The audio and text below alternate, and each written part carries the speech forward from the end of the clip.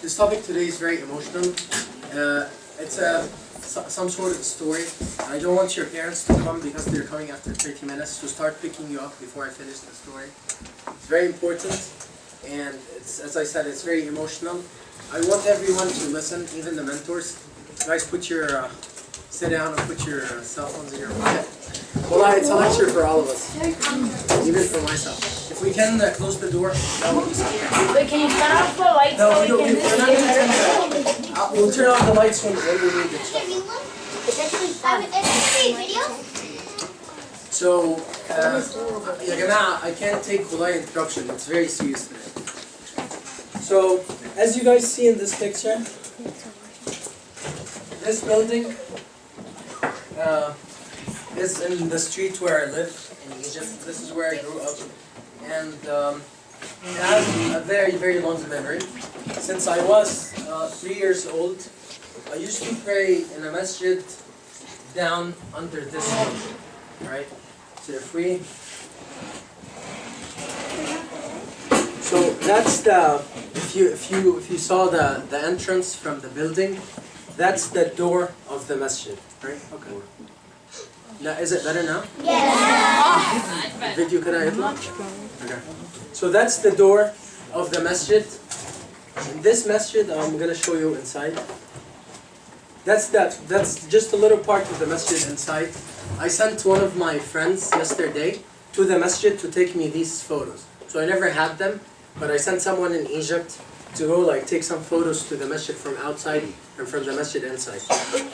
In this masjid, when I was in your age, or actually a little bit younger, I started praying in this masjid when I was 3 or 4 years old, right?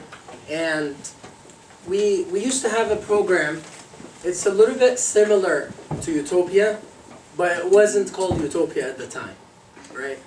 So we used to do qiyams in this masjid, and actually this particular spot, this is where we used to sleep. So we used to sleep here, and just a little bit to the front is where we used to pray. So that's where we used to sleep, and this is actually, this garden is just across the street. I know it looks really not good because that's how gardens in Egypt are. Not but all that's gardens, not all gardens, please don't. So that's actually what we had at the time.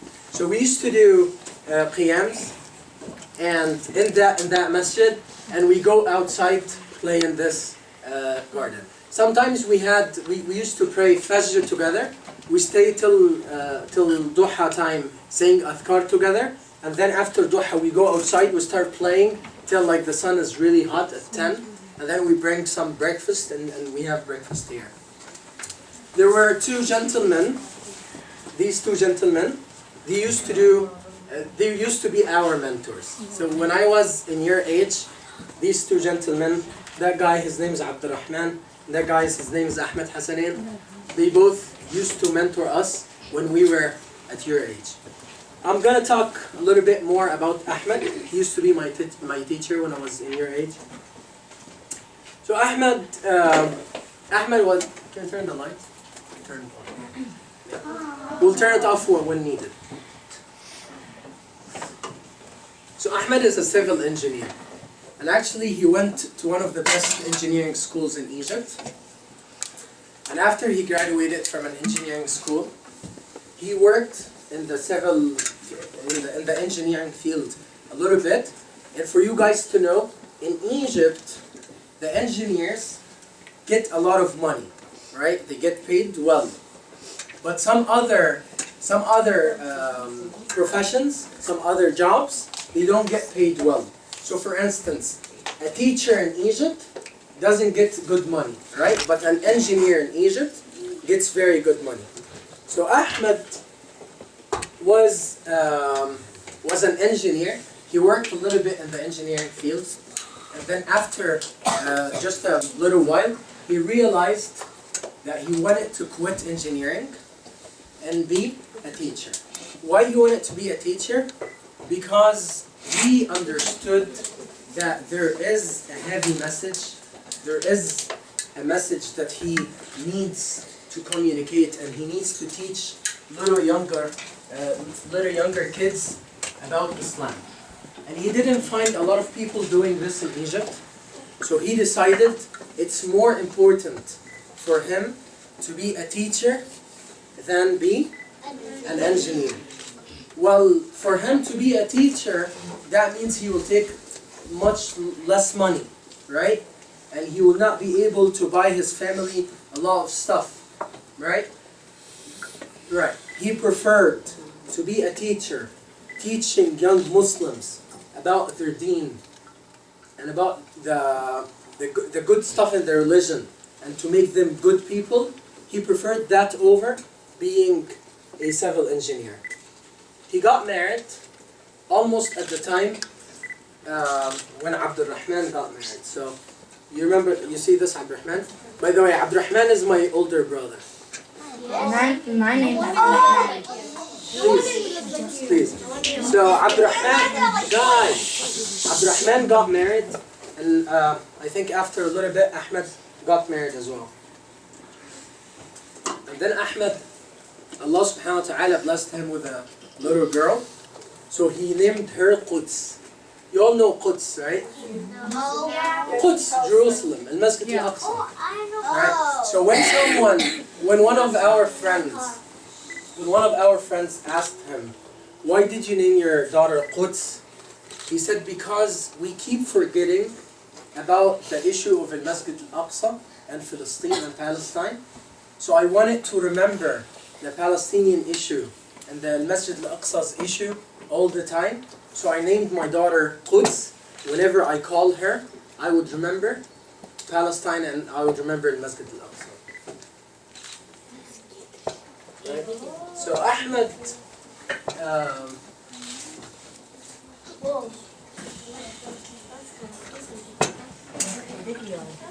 so that's the biggest one is Quds, right? The one in the middle. Wait, Ahmed has three daughters? Yes, he had two more daughters later on. ممكن حد يغطي حد يغطي ده for a second.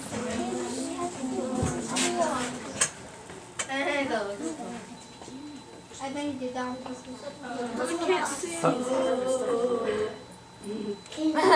هو I want to show you like when he was a teacher, just a little bit of his. How old is you?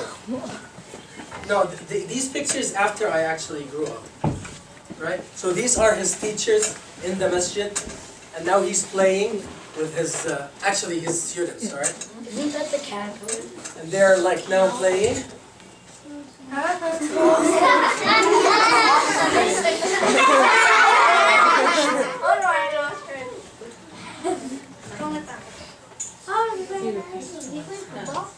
That was at recess. At recess, right? Are they playing soccer? Or tag? Soccer wasn't even invented. Oh, basketball. They're playing basketball. I knew it was soccer. They're playing a sport. Soccer was invented. Soccer was invented. Why are you talking?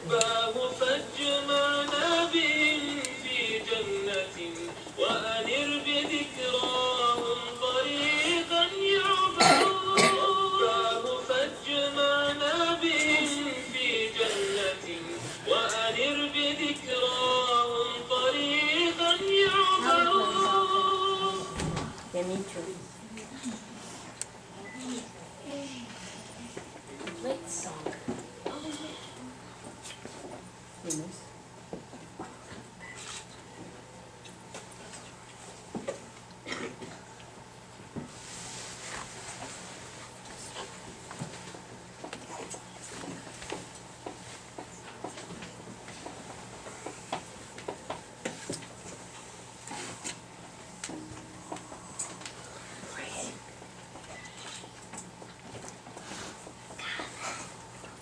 And when he was explaining the Hajj to his students, right?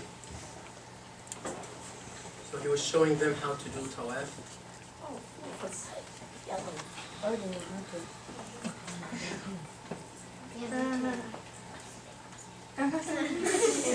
Well, what a hajj. Now when he was like sitting in the masjid giving them the dars, pretty much like this, right?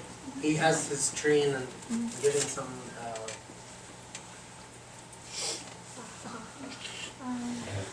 So Ahmed,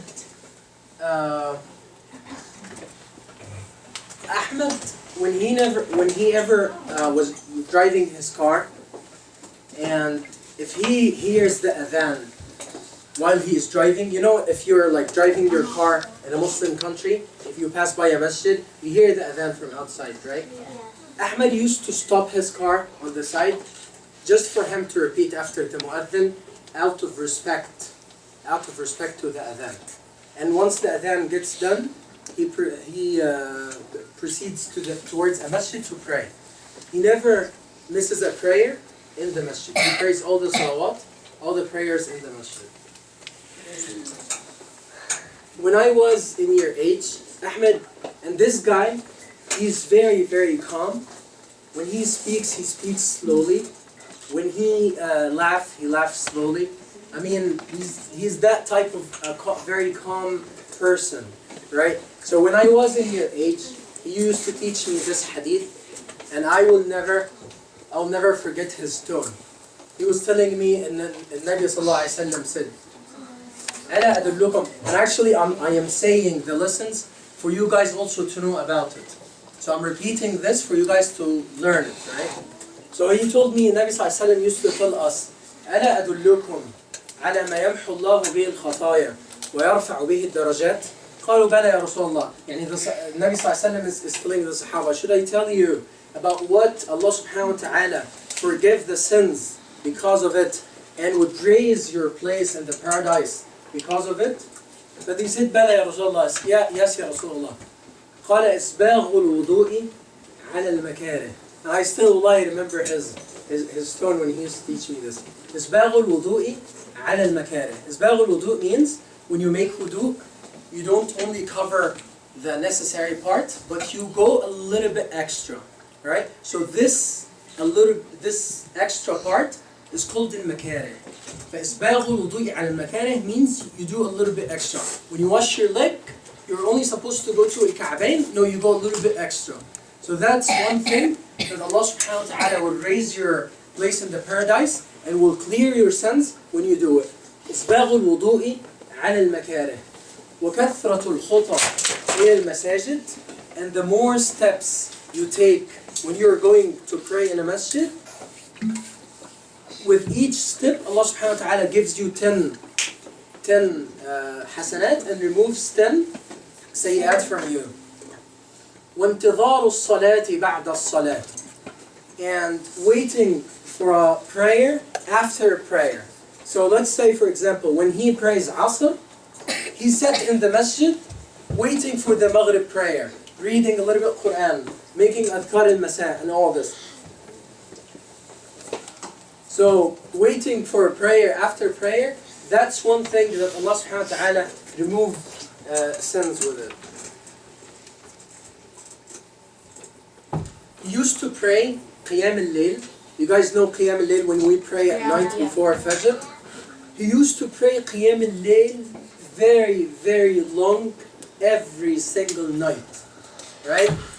We pray sometimes with a page or two when we come here for Qiyam, and we do it only once a week, and we get really tired, right? He used to pray for very long, at least an hour per night, at least. If he's so tired, he prays 1 hour per night before he sleeps. When I was in grade 8, he met with me once, and I was asking him some questions about Qiyam al-Layl, right? So he told me, when you pray Qiyam, pray from your memorization, which means don't look in the Mus'haf. So I told him, but my memorization is weak. He told me, start from Surah Al-Baqarah, and most likely you're not going to make any mistakes before 6, 7, 8 ajza, right? This is Surah Al-Baqarah, Ali Imran, An-Nisa. If you know the Mus'haf, this is like 3 hours reading. He told me, and if you made a mistake after 7 ajza, that's fine, you can make ruku'. Right? So he's talking about it as if it's something very normal. And wallahi, if he's going back home very tired, and he is afraid that he might go home, get asleep, fall asleep without praying Qiyam al-Layl, he would go to the masjid just by himself, open and prays alone 1 hour, and then he goes sleep.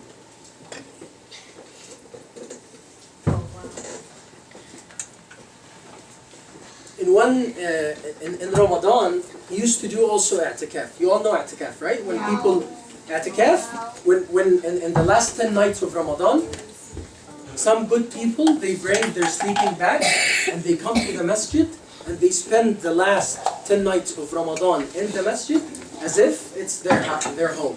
They just stay making dua, praying, reading Quran, praying and so. So Ahmed in Ramadan used to go make i'tikaf just by himself without any friends or people that he knows, for him to focus on the relation between him and Allah subhanahu wa ta'ala. Right? So one Ramadan he made i'tikaf with our friends. Right? And one of our friends is telling us this. He said one night after Salat al-Maghrib, Ahmed prayed the Sunnah, right? And he started making Qiyam al-Layl after Maghrib. When the Isha time came, he had to finish the 2 rak'at and join the Isha prayer. And then after Isha, he started praying Tahajjud, Qiyam al-Layl, alone by himself. And then after the whole masjid start doing Qiyam together, because in Ramadan we have Taraweeh, right? So after the whole masjid start doing Qiyam, he went and prayed with the masjid. People finished to make suhoor. He stood by himself and he started making salah all the way to Fajr. He didn't break his fast from the day before. He only ate a few dates and drank some water, and he didn't get suhoor. After Fajr, he sat till Shuruq to recite al-Adhkar the same way we do, right? After Shuruq time, we pray 2 rak'at of duha, right? He used to pray 8 and very long rak'at. So he prayed rak'at al-duha from Shuruq time, from the sunrise time, all the way till 11 in the morning. And then at 11, the friends were just sitting chatting. So he went to them and he said like, guys, is anyone going to be around for the next 45 minutes? One of them said, yes, I will. He said, okay, just wake me up after 45 minutes. And he went and he slept without blanket, without sleeping bag, without nothing, just putting his hand under his head and covering his eyes with the other hand. He slept for 45 minutes after all this long night and day without taking food, out of passion and love in his amazing, outstanding relationship with Allah subhanahu wa ta'ala. Ahmed is not a known person. I mean, Ahmed was my teacher because I grew up in the place where he used to live, and he was a very, very close friend to my brother, right? But no one knows about him. I mean, he's not a famous teacher. He only has, as you guys saw in the pictures, he had few students. One of the great lessons Ahmed taught me, he taught me when you talk to someone about Islam, you might be the first person and you might be the 50th person. Think about it as if you are building a house, right? You could be the first one who put the first stone and left, so you won't see the full house, right? And you might be the last one who come and put the last stone and see the house full. So don't ever be very happy if you see the full picture at the end. And don't talk to someone if he doesn't listen to you. Don't say, you know what, he doesn't listen, I'm not going to talk to him again. Don't give up, because you don't know. You might be the first person, and then another person one day come talk to him, and then a third person, and then a fourth person, and a fifth person. And after 10 people, this person becomes a Muslim. Or if he was a Muslim but a bad person, then this person might become a good person. Who guided him to the straight path? All of them. Naam, Allah subhanahu wa ta'ala. That's because of who? All of them. Not the last one, not the first one, right? all of them are going to share the thawab, are going to take the thawab of this person. So if you talk to someone and he doesn't listen to you, don't give up. You might be the first one, you might be the third one.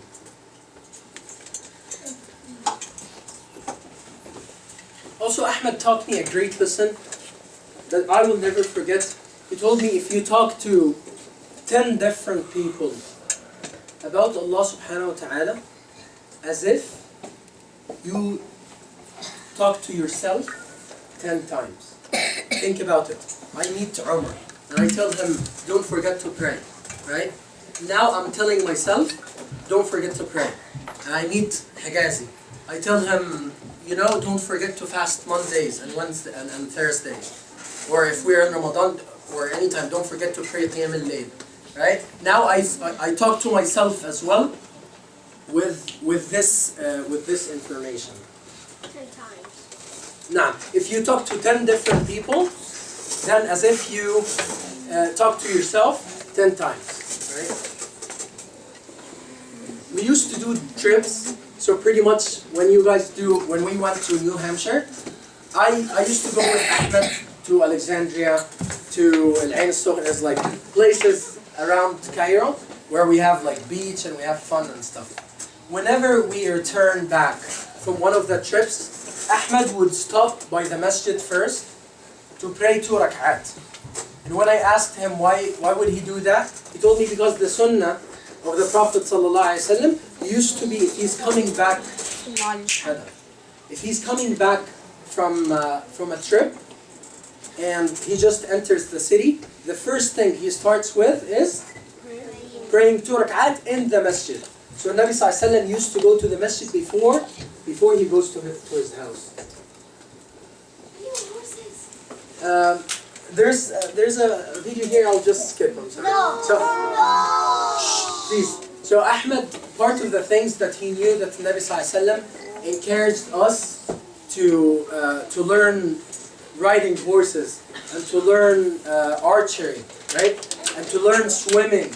These are all sports that the Nabi ﷺ taught us to learn it because it's good for us as Muslims, right? And the Nabi ﷺ taught us that al-Muslim al-Qawi khayrun wa ahabbu ila Allah min al-Muslim al-Da'if. The strong believer is much better and more beloved to Allah subhanahu wa ta'ala than a weak believer. So Allah and the Prophet ﷺ are encouraging us to do sports and to have strong bodies, right? So Ahmed used to go train for horses even though he was old. And he wasn't that old, he was 30 years old, but I mean, he didn't do it when he was a little kid, but still could go and try to do it just because it's sunnah. I'm gonna skip this video for now.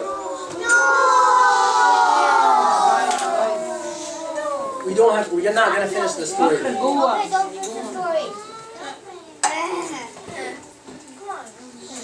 So another lesson that he used to teach us also, that the ibadat, when we worship Allah subhanahu wa ta'ala, it teaches us some good stuff even in this dunya. So for instance, if you are so disciplined about praying all the prayers on time, what you're gonna learn from this is you never delay your work, right? Do everything on the right time. The best time for the prayer is the very first time of the prayer, right? So whenever you have homework, do it first thing. Don't delay everything to the last minute. So each ibadah is basically teaching us one thing.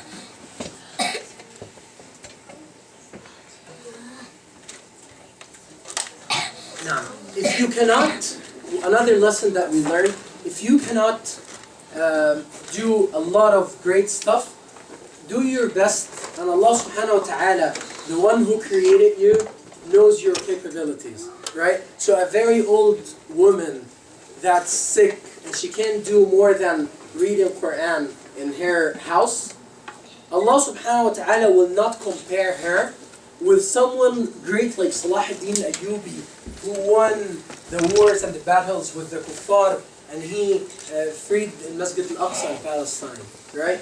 So each person, Allah subhanahu wa ta'ala gave him certain capabilities and will judge him based on his capabilities. So don't belittle anything that you do.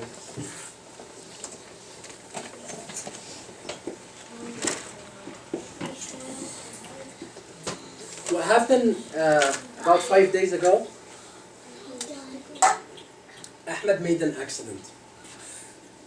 He was in a car and another car hit his car and he made an accident and he went in a coma in the hospital. So my old brother Abdurrahman, the one I showed you, he used to check on him every day in the hospital for about 2 continuous days. And on Tuesday in the morning, Ahmed passed away.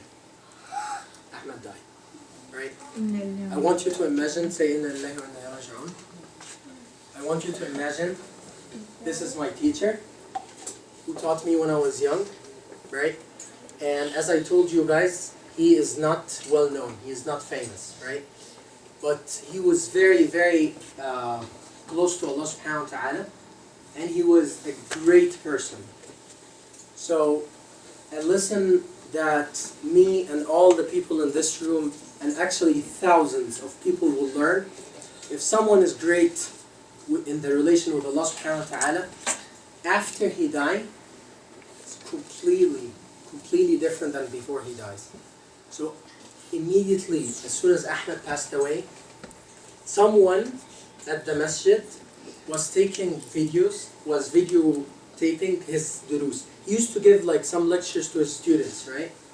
Someone was videotaping these durus. But this person never shared it. He had it on his computer, right? He had it on his computer. He never shared it with anyone, right? Immediately, the night Ahmed passed away, this person created a Facebook page. He called it Durus Sheikh Ahmed Hasanin. In one night, guys, 18,630 people liked his page. In one night, 18,000 people. Yani, imagine how us Utopia, we had our Facebook page for 5 months now, and we have 3,000. Imagine Ahmed in one night, 18,000 people saw his durus, and this person started uploading his durus, his lectures, on the Facebook.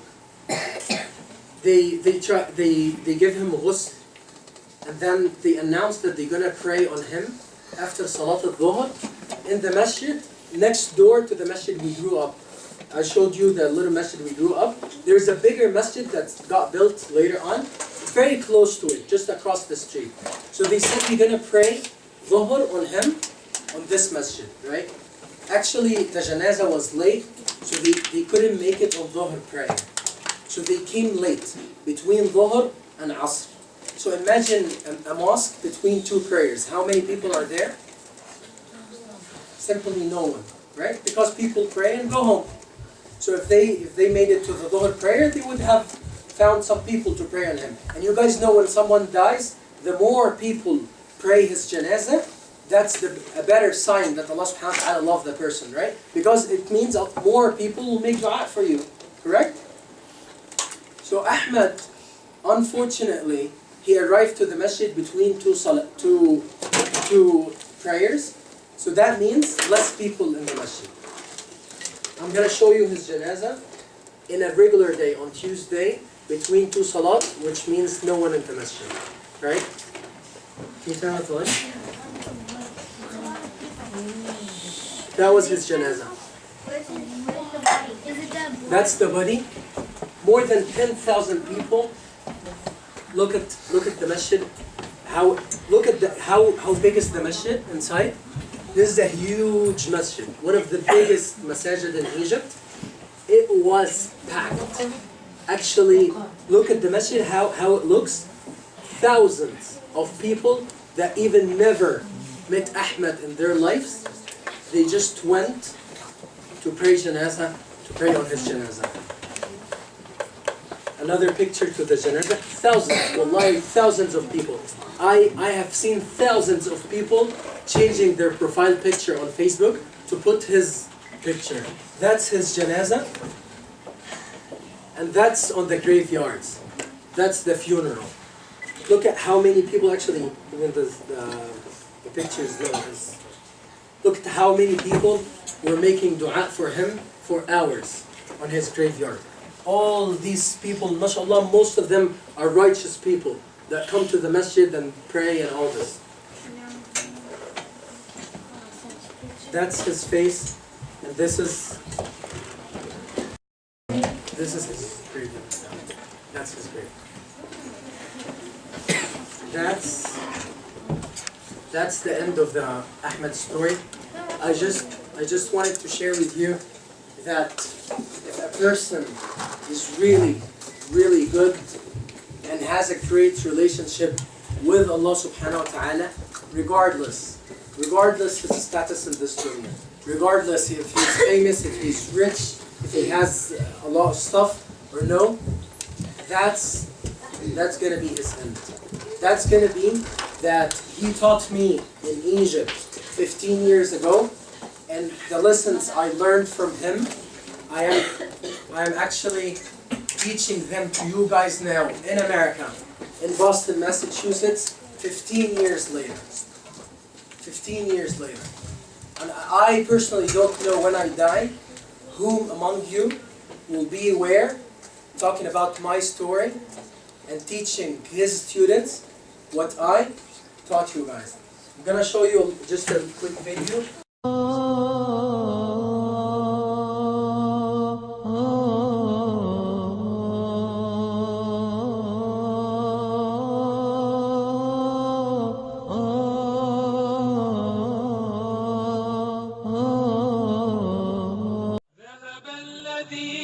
إذا مررت بدارهم فاحت نسائم عطرهم تتبعثر قوم على حب الإله ترعرعوا وعلى حطام الدار هم يتكبرون ذهب الذين إذا مررت بدارهم فاحت نسائم عطرهم تتبعثر قوم على حب الإله ترعرعوا وعلى حطام الدار هم يتكبرون يوم الرحيل تراهم في دهشة كل على طاعاته يتدثر يبكي مصلاهم على دمعاتهم في كل حين هم به يستغفرون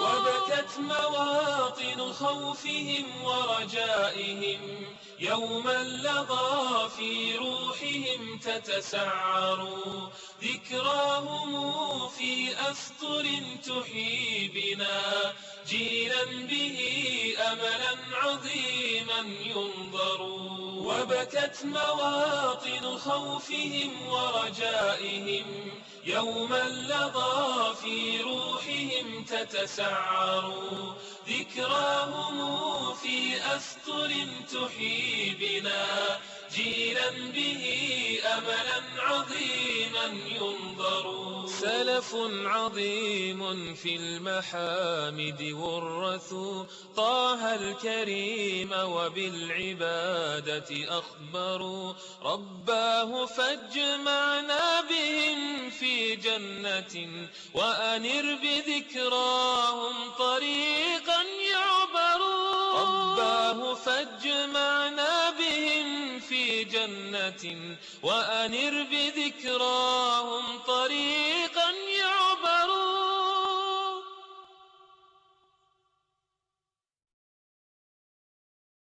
إن قلوبنا لتحزن وإن عيوننا لتدمع وإنا على فراق فقيدنا لمحزونون اللهم اغفر له وارحمه وعافه واعف عنه وأكرم نزله ووسع مدخله واغسله بالماء والثلج والبرد ونقه من الذنوب والخطايا كما ينقى الثوب الأبيض من الدنس. اللهم أبدله دارا خيرا من داره وأهلا خيرا من أهله وزوجا خيرا من زوجه. اللهم أدخله الجنة، اللهم أدخله الجنة وأعذه من عذاب القبر وعذاب النار. كبير جدا من آيات القرآن الكريم بتتكلم في التربية العقدية، وإزاي التربية العقدية دي أثرت في الصحابة.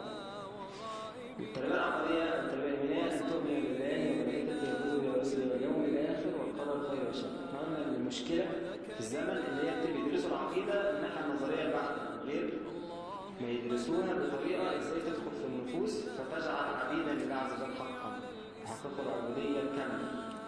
ماشي، وده نقص، ومش معناه إن احنا بنقلل من المنهج النظري، ولكن بنعظم من المنهج التربوي مع المنهج النظري.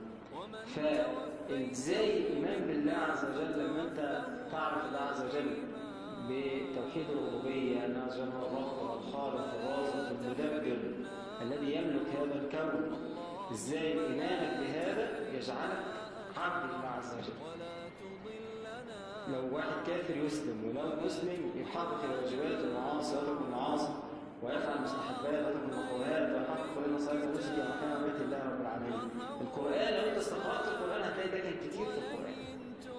ازاي من خلال معرفتك بأسماء الجمال لله عز وجل، من المحبة من الكرم ومن اللطف ومن الرحمة ومن الإنعام ومن أفعال الله في الكون، من الإنعام على الخلق وكذا وكذا وكذا، زي هذا يجعلك تحب الله عز وجل وترجو الله عز وجل. ازاي لما تعرف الله عز وجل بأسماء العظمة وشدة العقاب والبطش والجبروت تعظم الله عز وجل وتخشاه. ازاي لما تعرف الله عز وجل بأسماء الرقابة أو المراقبة زي السميع العليم البصير تجعلك تخشى، يعني تراقب الله عز وجل وتستحي منه. ازاي كل الأسماء والصفات لها مقتضيات من الأعمال في قلوب البشر. وقال إن في الجسد المضغة إذا صلحت صلح الجسد كله، إذا فسدت فسد الجسد كله على يقع. فبتضبط القلب، والقلب بعد كده يصلح الجوارح. فده الإيمان بالله. إزاي توحيد الألوهية يؤثر فيك من أن أنت تحقق العبادة لله عز وجل. فإذا حققت العبادة لله عز وجل يتحقق المعاني الإيمانية في قلبك وفي جوارحك، يكون عبدا لله عز وجل، تفعل الواجبات وتترك المعاصي وتفعل المستحبات وتترك المكروهات وتدع ما ليس به بأس خشيا والوقوع فيما به بأس كما كان يفعل السلف الصالح. وكذلك تحقق قوله تعالى: وأمرت أن أكون أول المسلمين. أول المسلمين يعني مش أقدم واحد يسلم، لا، أول المسلمين يعني أعلى المسلمين من التقدم. مفهوم؟ برضه قل إن صلاتي ونسكي ومحياي ومماتي لله رب العالمين. هو ده تحقيق الألوهية صح من الناحية العملية. الصحابة عملوا كده، إن إحنا ما نعملش كده. وارزق أهله ربنا عز وجل يمن عليكم إن إحنا يعني نكون متابعين للنبي صلى الله عليه وسلم ونتربى بقدر الإمكان كما تربى الصحابة رضي الله عنهم، وأن نكون يعني بإذن الله نبي صالح بإذن الله تعالى. سبحان الله وبحمده، أشهد أن لا إله إلا الله. روضة من رياض الجنة ولا تجعل قبره حفرة من حفر النار. وارزق أهله الصبر والسلوان ولا تفتنهم بعده ولا تحرمهم أجره. وآجرهم في مصيبتهم واخلف لهم خيرا منها. إنا لله إليه راجعون. اللهم وأطعمه من ثمار الجنان واجعله ممن قلت فيهم ويطاف عليهم بآنية من فضة وأكواب كانت قوارير من فضة قدروها تقديرا. ارحم يا رب أمواتنا وأموات المسلمين، ارحم يا رب من كانوا بالأمس معنا واليوم صاروا رهائن جنادل وتراب. ارحم يا رب من كانوا بالأمس معنا واليوم صاروا رهائن جنادل وتراب. اغفر لهم وارحمهم، عافهم واعف عنهم، أكرم نزلهم، وسع مدخلهم، اغسلهم بالماء والثلج والبرد، نقهم من الذنوب والخطايا كما ينقى الثوب الأبيض من الدنس. عاملهم بما أنت أهله، لا تعاملهم بما هم أهله. أقرئهم منا السلام، بلغهم عنا السلام. اللهم ارحمنا إذا صرنا إلى ما صاروا إليه، تحت الجنادل والتراب وحدنا. ارحمنا وقيض لنا من يدعو لنا بعد مماتنا، قيض لنا من يذكرنا بالخير إذا غابت وجوهنا عن الدنيا، قيض لنا من يبرنا إذا انقطعت أنفاسنا عن الدنيا.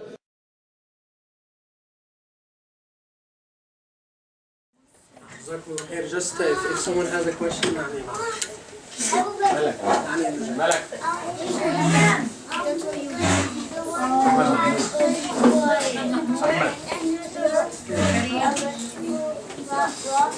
One second.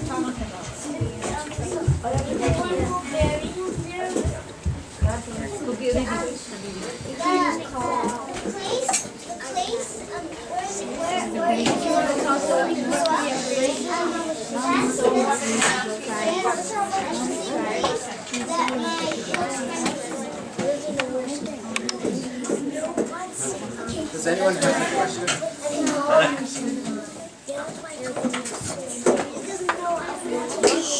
You didn't finish. Sorry. I have two questions. First one is I don't have a sleeping bag, so where can I find one? Keep that question about the lecture for now. Okay, okay. And so you died this Tuesday? Or last Tuesday? You said he went 2 days without breaking his fast.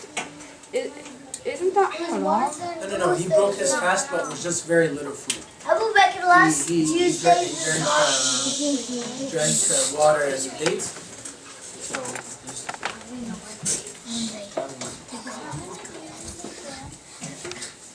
Keep the questions for the lecture now.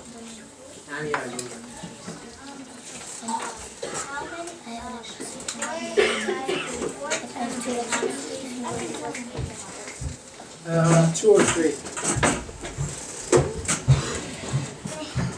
How did they pray on his body? So how the I Salat don't get it. al-Janazah? I don't get it. If anyone dies, they put his body and everyone stands and they pray salah. It's called Salat al-Janazah. A salah that has no ruku' and no sujood. We just pray it when we're sitting. I'll teach it to you. Oh, I remember doing that. Yeah. I have a question. How do they wrap him all around? No, that's mummies. That's what happens to mummies. Mummies get wrapped up. It's okay. Yeah. Now see. Guys.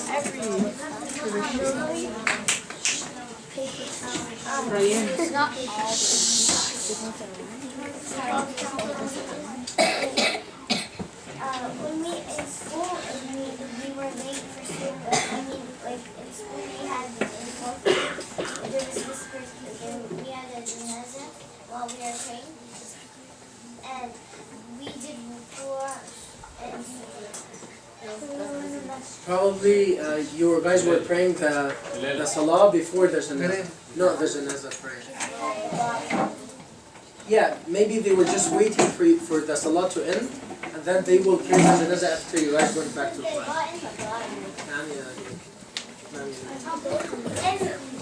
And speaking of the Quran, one of the surahs that I am on. Like in the grave part where his grave is, it said Surah Al-Insan, that's the surah I am. Oh yeah. It did, I noticed that. Right, any more questions? I don't. No. Where did they put it? In the graveyard. I showed you. No. Yeah, but we didn't. Oh, in front of the prayer. I saw something like on the like why were there cars as they're carrying right next to the parking lot? Yeah, it was just like too busy and we couldn't control the cars and stuff. Did anyone learn any lesson from the lecture that you wanted to share with us? Yeah. Sorry? Just don't put three things in your life. Even in your life, some people delay being good. Some people say that we're not gonna, I know you guys are still young, but I'm just talking in general. Some people say that we're not gonna pray until we get older, right? Some people say that we're gonna quit doing this wrong thing when we get older. Don't wait. No one knows when you're gonna die, right? Ahmed is just 6 years older than me. Right? Nah, someone 26. The lesson that I learned was if you're doing something like fasting or qiyamul layl or something like that, for Allah, you will not feel like tiredness or hunger or anything like that. But if you're doing it just to do it, you will feel it. Absolutely. That's a very great lesson. If you're doing something sincerely to Allah subhanahu wa ta'ala, you won't feel it. You won't feel the tiredness out of it, right? Because you will be in a more joy than tired. So don't think Ahmed was not enjoying what he does, what he did. Actually, he enjoyed it, he loved it, and that's why he kept doing it. Days and nights continuously with no stopping. Right? Now, someone had this hand here.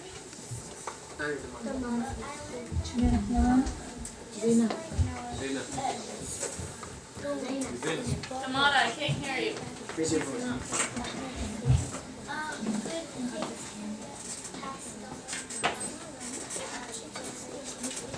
Perfect.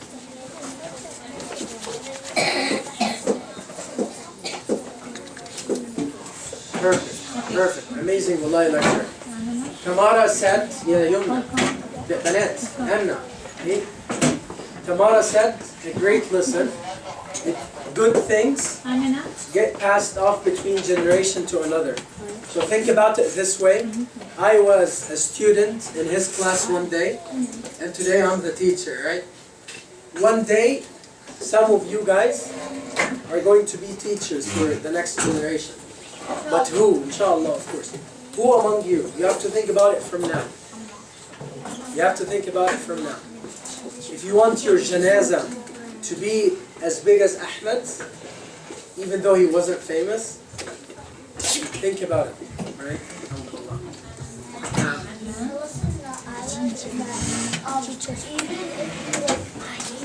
Oh, this job is going to get me more money, but this job will help other people.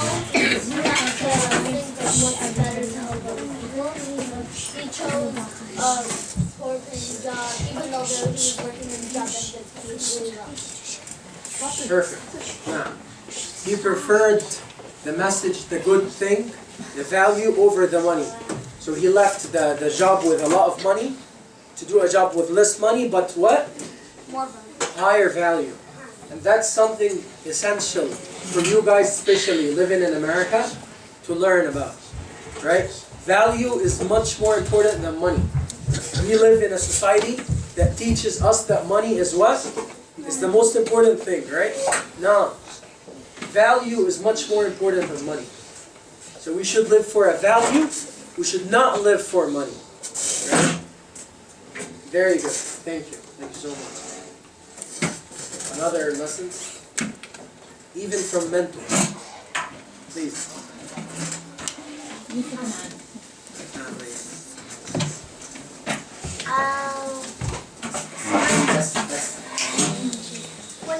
When he was like good, he was so good. So do you know what? When he died, like other people started to do the same stuff. Did that happen? Sorry, say it again. Did other people start doing the same stuff as him when he died? Actually, he died 3 days ago. So I still don't know what happened after he died. But even before he dies, since he did something good, a lot of people from those who taught them start doing it even before they wait for him to die. Right? So you don't have to wait for me to die to start teaching others. You can start doing that. Any other lessons learned? Yeah.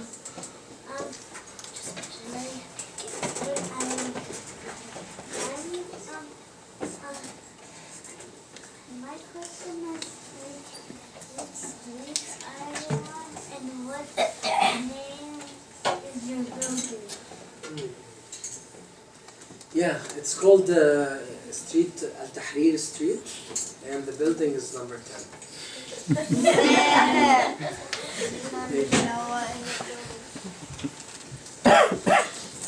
Yeah, next. Any more questions?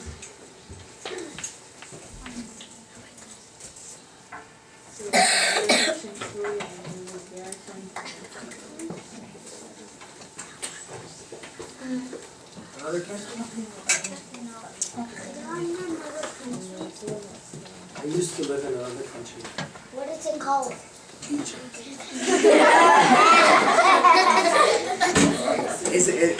Is the word Egypt makes you guys laugh? No, because you told us so many times.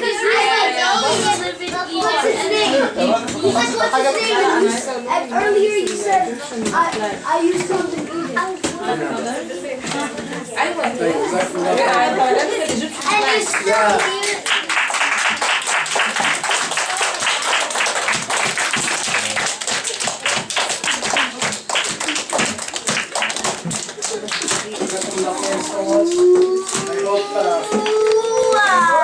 I hope you learned something from this. And I ask you guys to make dua for Ahmed Hasanin, my teacher. Make dua for him in your prayers. Right? Can you give them a sample of a dua? Yeah. When we make dua for someone who died, we say, "Oh Allah, forgive him. Allahumma ighfir lahu. Oh Allah, have mercy on him. Allahumma arhamhu. Oh Allah, make him in a better place. Right? Allahumma abdilhu daran khayran min darih. Allah put him in a house that was much better than his house. Oh Allah, make his grave as part of the paradise. Right? So all these are the we make for someone who died.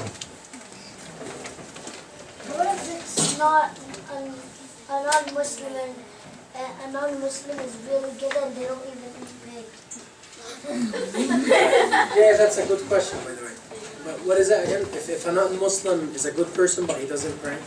No, he doesn't eat pig and he doesn't pray and he doesn't do anything that for Samuel is really good. He's a good person.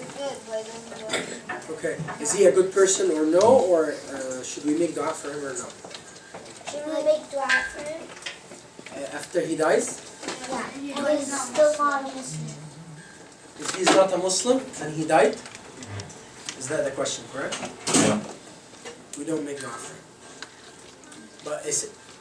Okay, I'm interested because my family, like all my family, is not Muslim. Yeah. But I was under the impression that, like, say if I learned or memorized all of the Quran, that my parents would have a better place in Jannah. Is that not true because they're not Muslim? Well, this is a bit of a hard question. Okay. I can explain the general idea to you, and then we can take it from there. Okay. So we have some general rules. Okay? The general rules are we cannot say about a particular person whether he is in Jannah or no. So we can't judge any person whether dead or alive if he is in Jannah or no. Why? Because we don't know his status.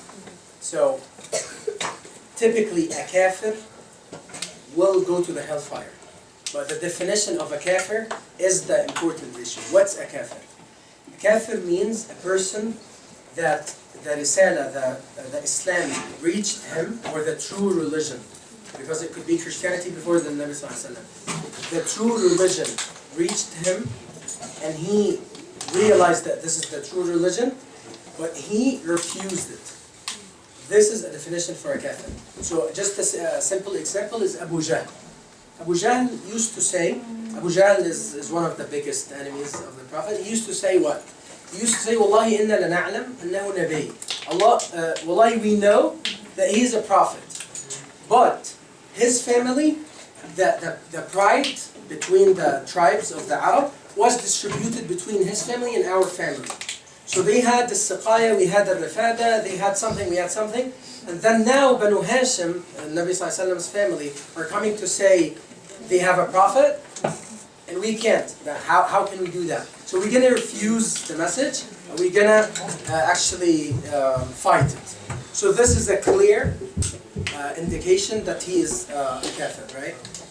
A regular person, a regular American, who passed away, we can't judge if the risala reached him or no. Basically your family. We don't know this, right? I gave an example in one of the lectures before. In Australia, one person was standing in the street, had a big sign that says, what do you know about Islam? Right? And he used to stop people randomly in the street and ask them this question. So like two ladies were passing by and he stopped them and he said, what do you guys know about Islam? And one of the ladies replied and she said, Islam, is it a country or a culture? Is it a country or a culture? She doesn't even know that this is a religion, right? So we can't judge this person if she dies tomorrow in a car accident, that she's going to go in the hellfire. Because Allah subhanahu wa ta'ala, the most judge, the best judge, will judge each person according to the circumstances that He created him in it, right? So in the day of judgment, those people who never heard about Islam or they didn't get the true religion, the true message, they are called in Islam Ahl al-Fatra. And Ahl al-Fatra is a general definition for those who came between two prophets. Those who came between two prophets. So those who didn't reach the message of Sayyidina Isa, Jesus, didn't reach them. And the message of the Prophet Muhammad ﷺ didn't reach them. Those who came right before Sayyidina Muhammad, they're called Ahl al-Fatra. Similar thing for those who died without knowing that Islam is the true religion. So Allah subhanahu wa ta'ala will put them in a fair exam. I don't know how it is, but Allah will put them in a fair exam in the day of judgment to test their will. If they choose the guidance, they will be among the guided people, the believers, and if they don't, they don't. So this is the general rule that we can't apply to any person. But making dua, we are not supposed to. So if someone dies, as I mentioned, a typical American person, if someone dies, we can't do certain stuff to him. One of the things, we can't pray on him, right? We can't put him in the graveyards of the Muslimin. Even though he might go to the Jannah. But still, he's not a Muslim to us, right? We can't, if he's not a believer, we can't make dua for him, because Allah subhanahu wa ta'ala said, وَمَا كَانَ اسْتِغْفَارُ إِبْرَاهِيمَ لِأَبِيهِ ما كان للنبي والذين آمنوا أن يستغفروا للمشركين ولو كانوا إلي قربى من بعد ما تبين لهم أنهم أصحاب الجحيم. I honestly don't know if this ayah applies to random people because it says من بعد ما تبين لهم أنهم أصحاب الجحيم, which means after يعني the ayah says ما كان للنبي the Prophet ﷺ should not والذين آمنوا معه and the believers should not make istighfar for the mushrikeen, those who used to worship idols with Allah subhanahu wa ta'ala من بعد ما تبين لهم أنهم أصحاب الجحيم, after the believers declared, or it was like really clear to them that these people are kuffar, right? أصحاب الجحيم, like they're people of the hellfire. So I don't know if this example applies to. Very good answer.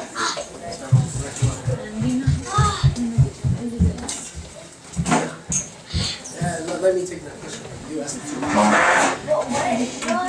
If a son memorizes the word at the end, that their parents go to Jannah. Yeah, but what if their parents are non-Muslim, but they're Muslim and they memorize the Quran, and their parents still go to Jannah? Well, the same rule applies. We don't know if these people were good or not, right? If they refused the Islam or they just didn't get it, right? So if they refused the Islam, then no. If they just didn't know like enough information about it, then yes. Could you take a picture of me? What if Everyone? طيب. جزاكم الله خير, everyone. Please. what if someone receives a message but they're not sure if it's the true message? Again.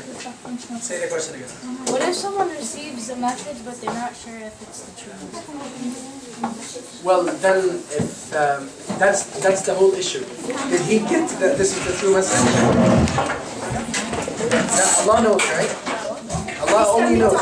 If the person got the message and he understands that this is the true message, and he still refuses it, then he's in trouble. But if he didn't get that this is the true Could you message, pick me up? then he's not in trouble. So, what if he doesn't understand what the Right, if he doesn't understand what the message is.